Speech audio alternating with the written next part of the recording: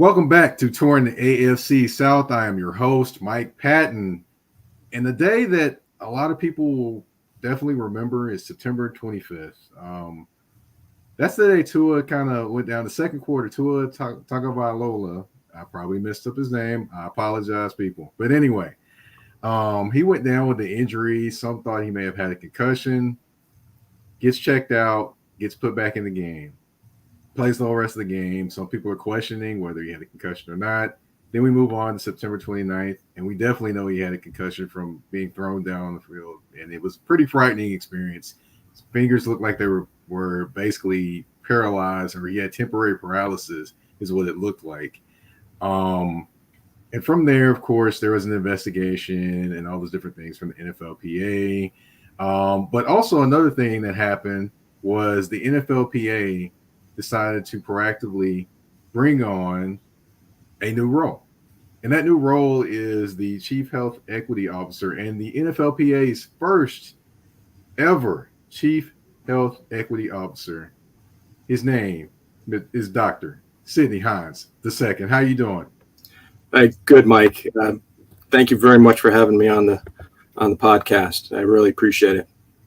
Yes, sir. Yes, sir. I definitely was. Once I saw the news and saw you were announced in this position, I definitely was very, very interested because I was like, okay, wonder what all this does. But also have to ask, of course, kind of your experience, just kind of being in this role in terms of what all you've done, kind of before this. Right. Well, I think the really nice thing about it is that I've known Tom Mayer and Sean Sansevieri and a number of the other folks from the NFL Players Association for close to, if not over, a decade. And in my roles with the military, when you think about warriors, they're warrior athletes, right?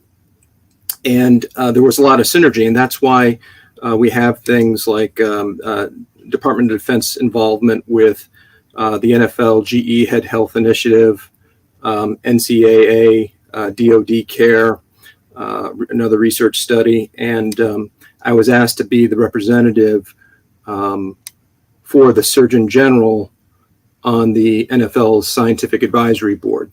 So I've got a chance to work with a lot of folks, not only on the military health side, but the sports health side. And so I think it was a great, a great entry into helping out players, both current and former, as well as players who become player patients, right? Who get injured, get ill.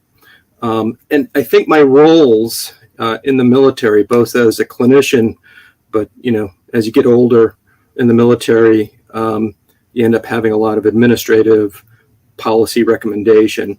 The NFL Players Association does not deliver medical care, and its responsibility is to ensure the NFL complies with the collective bargaining agreement and adheres to the health and safety that's paramount to all players. So, we strive, everybody at the NFL Players Association has the players' health up front, paramount, primary. And it's not dissimilar to some of the roles that I've had, is, making sure that our warriors can complete the mission safely and that we're not putting them unduly in harm's way. But if we do, that we're taking care of them and minimizing any effects. So I know the players, want to play, and if I can be of help in ensuring that when they play, they're playing as safe as possible and they're following, the highest medical standards, then that's what we do, and that's what I'll be helping with, and that's what the NFLPA does. All right. So I got to ask, how did this role present itself to you? Yeah. Well, I think back in my career, and I think there are my years in the military, there were only two things that I asked to do. One was to go to medical school, and then the other was to do a fellowship. Other than that, I was told where my assignments were based on needs. It's nice to be retired to have a little bit more say, but I think the relationship that developed between me and the NFLPA has been there for a long time as an advisor. And so for about a year and a half prior to coming on, I've been going to some of the head, neck, and spine committee meetings as a guest, as well as the Mackey White Health and Safety Committee meetings. I think a good relationship, a good bond was created. So we kind of jokingly around saying they're waiting for me to retire from the military before bringing me on, which, probably so. But I think over that time, I got to meet the senior leadership in the NFLPA. And I think we've just clicked. And I think that mission. So I'd like to say it was, recent events that got me on board, but I am pretty sure I would have been on board around the same time. But I think it's very apropos, right? I mean, one of the things that I've always learned in medicine is that there's constant gardening that needs to happen. And, we can put a plan in place, but we have to make sure that we're improving when necessary. We're, making adjustments when new evidence, comes on board, and not just kind of resting on our laurels or patting each other on the back once we create, a tool that should, be used for health and safety. Gotcha. Now, of course, a lot of people are hearing the name or the Chief Health Equity Officer, but they're not sure quite how that functions. So can you kind of break down how that works in terms of the day-to-day or game day actions of a Chief Health Equity Officer? Right. So, that's funny. If anybody has good ideas, they should let me know. The reason why I'm on board and was named Chief Health Equity Officer is mostly because of the players. They deemed having someone who was going to look after their best interest to make sure they have access to care and that there are no barriers. And I think it's even more important as players transition out of the NFL and become former players. And, they don't have an athletic trainer. They don't have a team doc, attending to any issue they might have, whether it's health and, performance or injury recovery.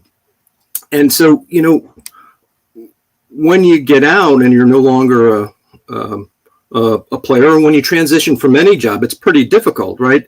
You count on your team. And, I think about it, that day when you sign out or leave an organization knowing that you're not going to go back, that has a lot of implications. And maybe you don't have access to care. Maybe there, one isn't aware of what's available. Or say you go back to an area of the country where you can't have or you can't find the specialists that you need.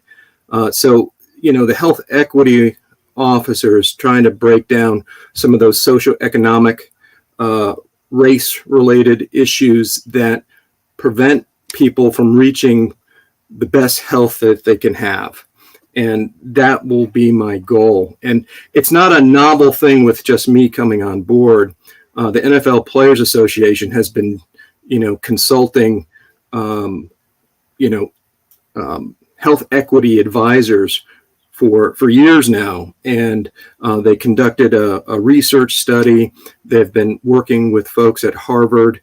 They've been working with Herman Taylor, noted researcher and clinician, Ross Safant at Harvard, and Spalding, and a number of other resources to ensure we're addressing the needs of our players and former players.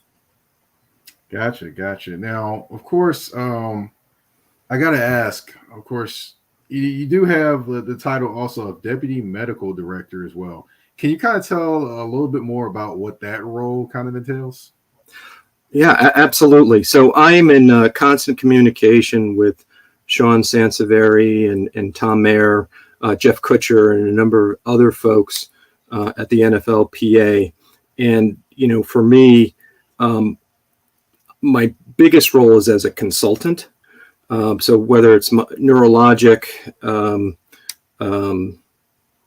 strategy, leadership, health equity, you name it, is to help the PA be proactive, especially in, again, the adherence to what the league has agreed to do in the collective bargaining agreement, making sure that the league and the clubs are following those things. So I'm watching. I don't have a lair where I have multiple screens, but my daughter thinks I do. But on a Sunday, I'll have a couple of TVs going so I can catch as many games as I can.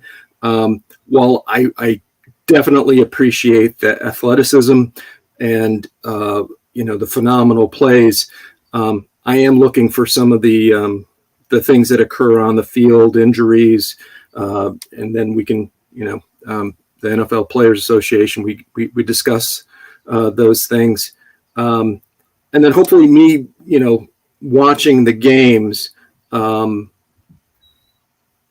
bring up different areas of improvement, right? So, I think everybody else who watches, you really have to be, not watching, but you look at some of the, the rule changes, you look at how the rule changes affect how people play. You look at, to me, it's, not the full butterfly effect, but what happens, right? So you change something. Are we evaluating to make sure, we're not causing other issues? So, I'm watching for things like that, but I'm working in concert with Tom Mayer, who is the medical director for the NFLPA.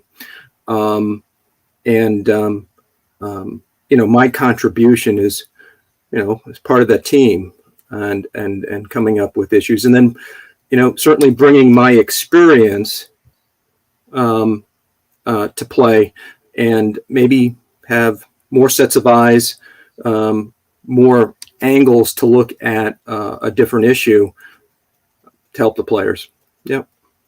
Okay. All right. Now, I do have to ask, and I wondered this when you were named in this position, and of course, both positions you have. Can you override decisions that happen on the field, or do you have that ability, or no?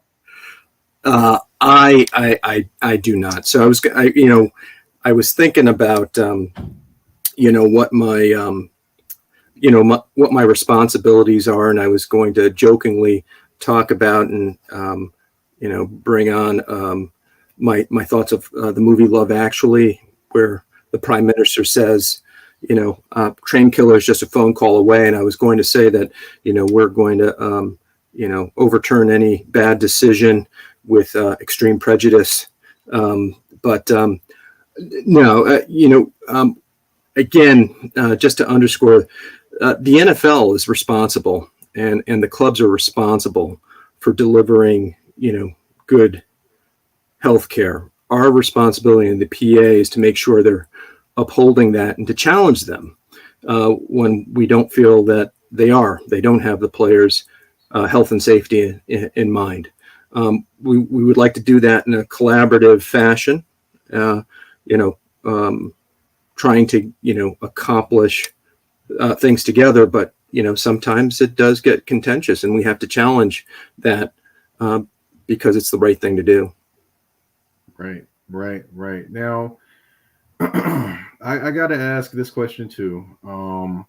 You did mention, a few different things that you want to accomplish with the NFLPA, but I know I want to, you want to kind of expound on any of the other things that you want to accomplish in your role with the NFLPA outside of what you've already stated. Absolutely. I think one of the things is there's a lot of things that happen to us, and unfortunately, there are bad things that happen to us. And what I want to give to the players is hope, right? That there's always something that can be done to take care of your health if you become ill, safety. There's always something that can be done, and I never want any player or former player to think that either one, they're alone and that this is only happening to them, or they can't reach out. They should always be able to reach out. And if I can provide that hope, give them a sounding board as much as I can. I would love to learn more about the issues that the players have. I mean, I try to stay as in touch with what's going on through the media, through the press.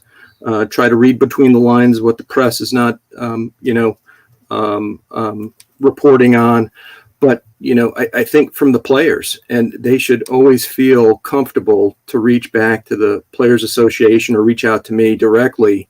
And if there's an issue that's going on that they think I can be of help, then that's what I would want them to do. And if I can accomplish that, I think that's huge. The other things, obviously, is under that whole umbrella, address issues that they're concerned about, concussions, head injuries. What does retirement look like? What's my plan B? What about healthcare once I leave? What is there that the NFL Players Association provides? Tell me more about services that I can access for myself. So I think if I can accomplish that, create that communication, provide the hope, I think I'll have moved the mark quite a bit during my time at the Players Association. Gotcha. Now, I definitely want to thank you, of course, for your answers and being definitely so open and just providing us a bunch of information to kind of give us a little bit more clarity on what all you do and what all you're set out to accomplish. One thing I want to say that was very good point is that you talked about the equity and you talked about the fairness in terms of the care that people receive. I mean, a majority of the NFL is Black players, basically.